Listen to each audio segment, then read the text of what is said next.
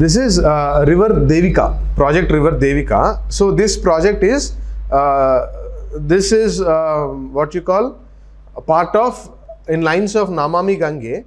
You know the Namami Gange project, Namami Ganga project, that is for the river rejuvenation and development of those coastal towns throughout the river course of Ganga, and to improve their what you call sanitation, provide proper drinking water, provide proper livelihoods, and maintaining those villages and those rural town settlements properly. There is a rejuvenation project that has been taken up, that is Namami Gange project. Please go through all these things. This particular project is India's first, not India's, North India's first river rejuvenation project, which is on the verge of, in the final stages of rejuvenation, North India's first project. And this rejuvenation project is done with as part of National River Conservation Project. They take up river conservation projects, and this is part of it. Where is this particular project? This originates somewhere in Jammu and Kashmir and merges with river Ravi. Understood? It merges with river Ravi.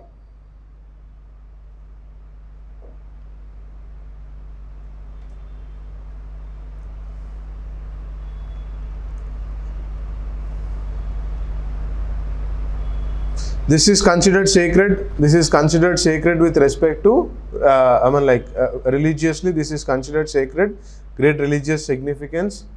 This is sacred river of, this is considered sister of Ganga. This river is sister of Ganga. See, the origins are important, right? And this project or this particular river is important because its rejuvenation project is first among those North Indian rivers which has been part of this conservation project. Okay, that is the reason this is important.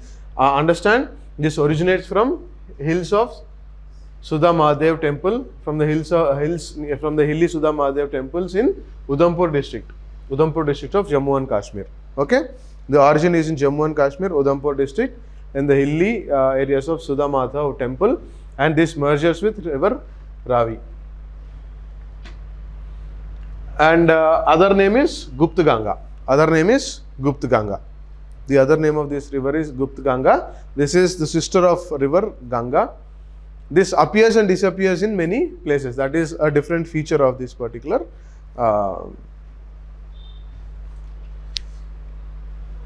river.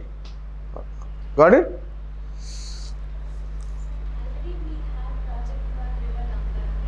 Yeah, that is for river Ganga. This is different. Then how we are saying that this is first stable, which is completed. This is on the verge of completion. Namami Gange project is not completed, right? This is on the verge of completion, and very soon Prime Minister may be dedicating it to the nation. This is completing, finishing. So, can we move to the next topic, guys? Next topic is Worli tribe. So, Worli tribe, and I have given 3 statements here, and with respect to these 3 statements, tell me to which state does this belong to? In which state do you find this? So, one thing I have told is it's an indigenous tribal group. Number 2, they are present around the areas of Sanjeev Gandhi National Park, and they are known, and they're in the news for the reason that they know how to peacefully coexist with leopards. Like, how do they do? All you are in the rooms, you in the hostels. What do you get up to? To your friend next to you or to someone next to you, friend or a roommate. But these people can wake up to leopards next to them, and they say, "Good morning, leopard." Something like that. They are known for the peaceful coexistence with leopards. So tell me, to which state does this tribe belong to?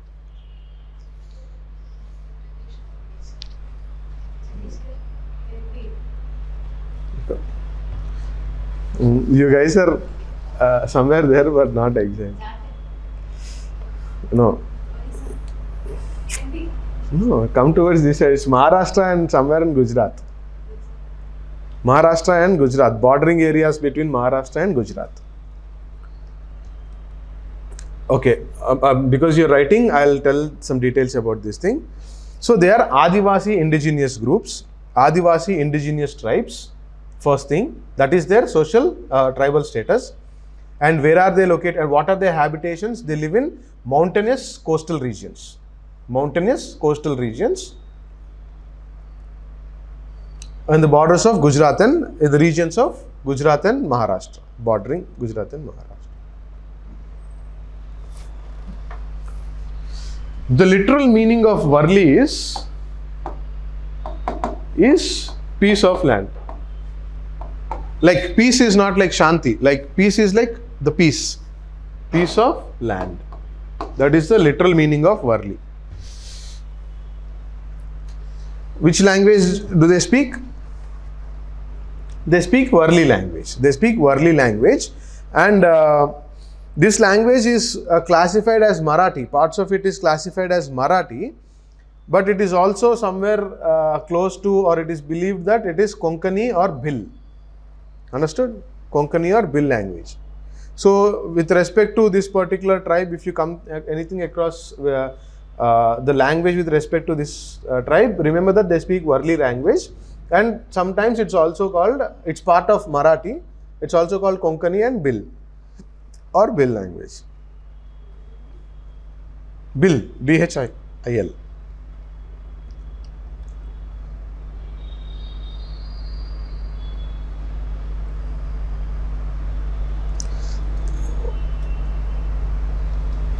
So, with respect to their culture, they have adapted a lot from Hindu culture. They have adapted a lot from Hindu culture, and they have their own animalistic beliefs.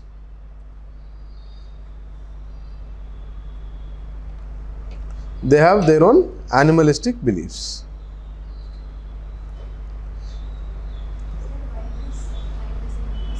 Because they're like they taught a lesson how to peacefully coexist with leopards. Recently, they gave the lessons of how to peacefully coexist with leopards.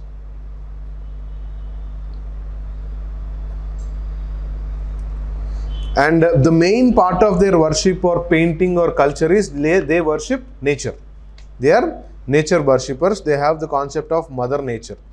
They frequently depict them in their paintings also.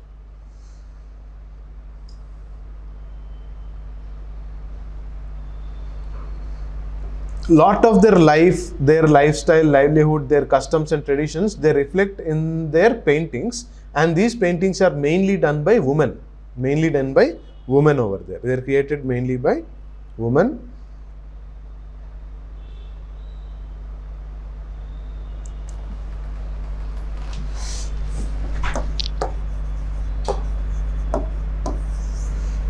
This is something similar to the sari, like we are, like women around us, they wear sari, right?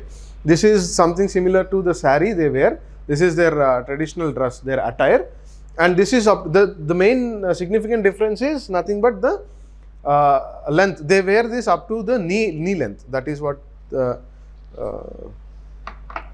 1 yard sari up to knee length.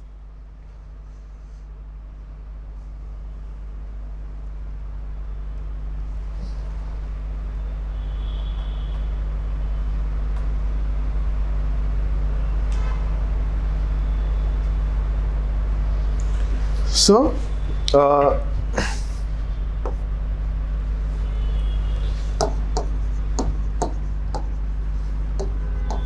Bohada is their festival. It's a 3-day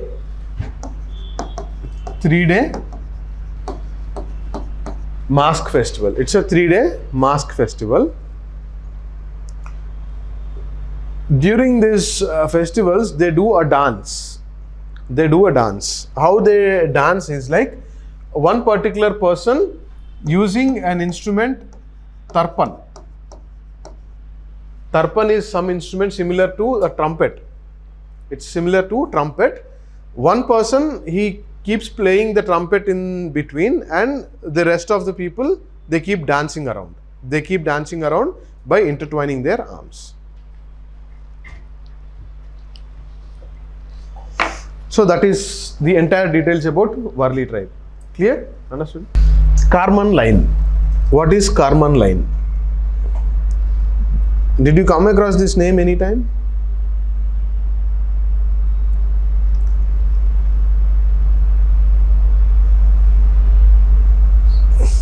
Understood. This is in news because like there is people are disputing this particular concept of Karman line with respect to the concept of international waters. Like international waters, this particular line does not have proper demarcation. So basically, this is Earth. Okay. This is the entire atmosphere.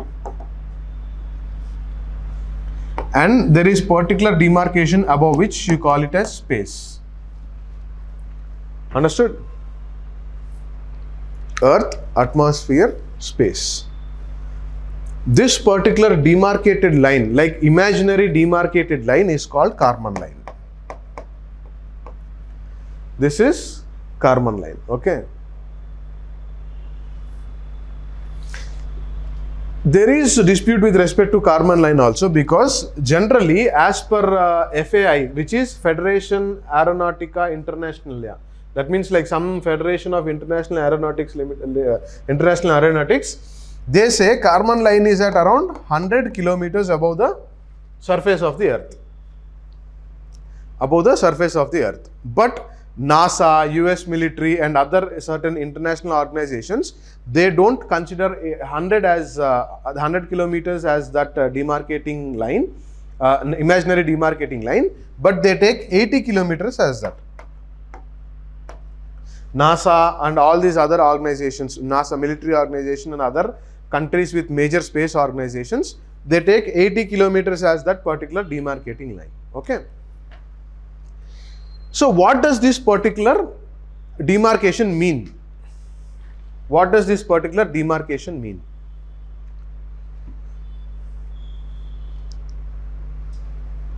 What does this particular demarcation means is that, one simple example I will tell you, until you are in this particular region, until you don't cross this particular imaginary demarcated line, you can fly your aircrafts. You can use normal physics to fly around this particular atmosphere.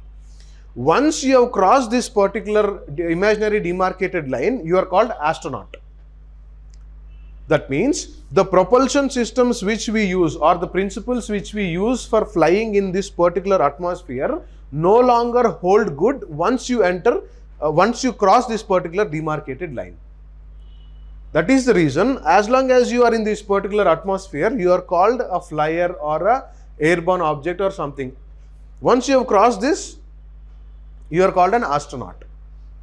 That means to cross this line and go further into this space, you cannot go with your normal existing knowledge or normal existing physical, normal physics. You need a different kind of propulsion system to propel any object in the space with respect to this. That means a normal aircraft or a flight or anything can normally fly in this particular atmosphere. Beyond this particular space, any object or anything like with some aeroplane, helicopter, all these things cannot fly. Understood?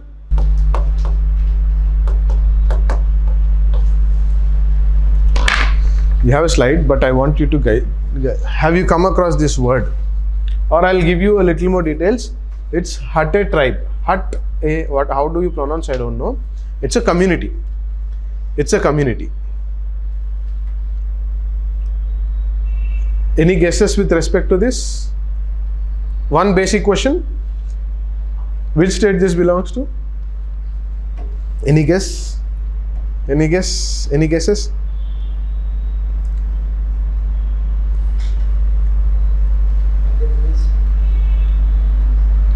No, not Madhya Pradesh.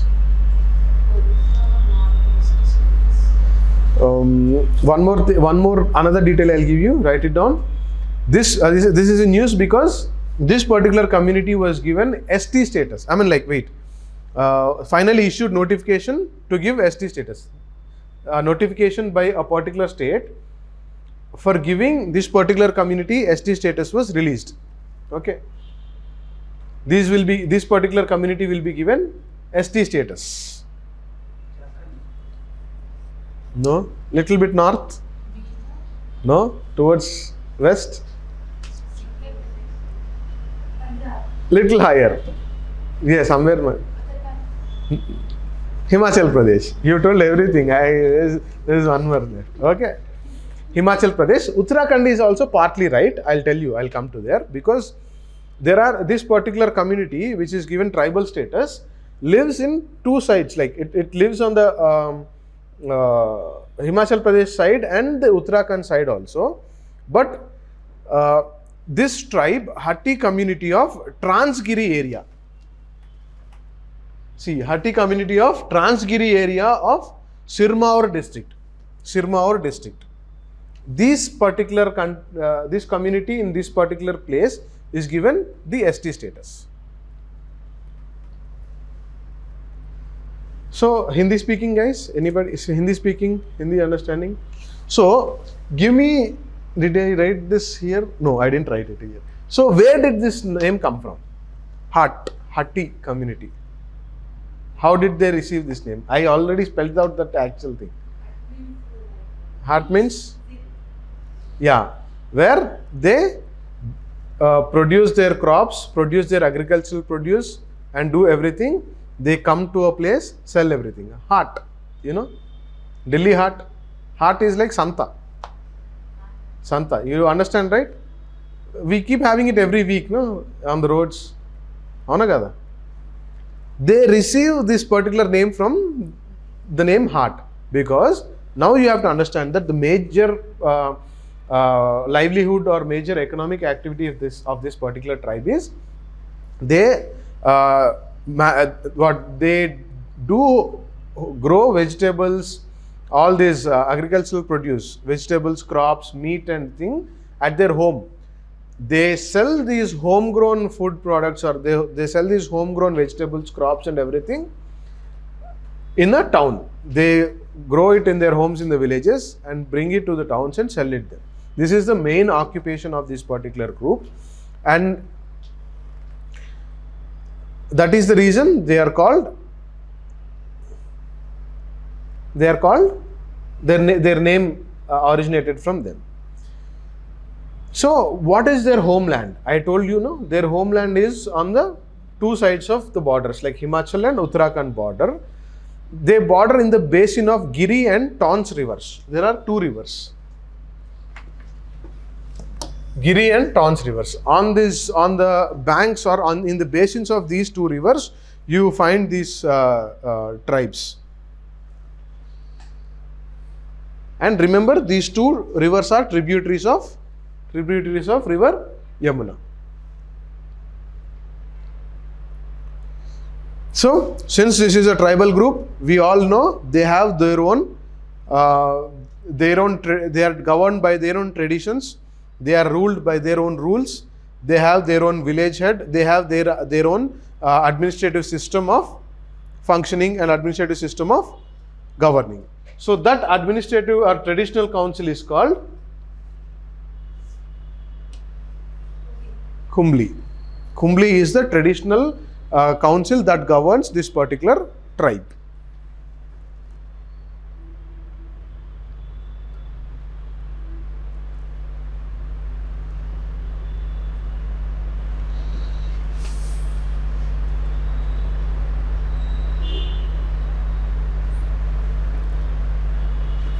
In Uttarakhand part, we saw that they live in the two sides of the borders. On the Uttarakhand part of the border, you find two kinds of Hats. There are two clans of Hattis. There are Transgiri region and Jansar Bawar region. These two particular regions or these two particular clans are found in the Uttarakhand part of this particular community. The entire community is in Uttarakhand and Himachal. In the Uttarakhand side, you find two clans, Transgiri and Jansar. And society topic about their intermarriages. The marriages are intermarriages are common. That means boy or girl from this particular community marries boy or girl from this particular community, or it happens. Intermarriages are common in this particular in this Uttarakhand part of this thing. And once what happened is, these two communities or these two particular clans were part of a royalty. They are part of a royal estate, but later, you need not write that, there is a simple fact. Until Janswar Bawar was separated, that was separated far in 1815s, somewhere in 19th century, 1800s or something. Till this got separated, this both lived in a royal estate. It's a simple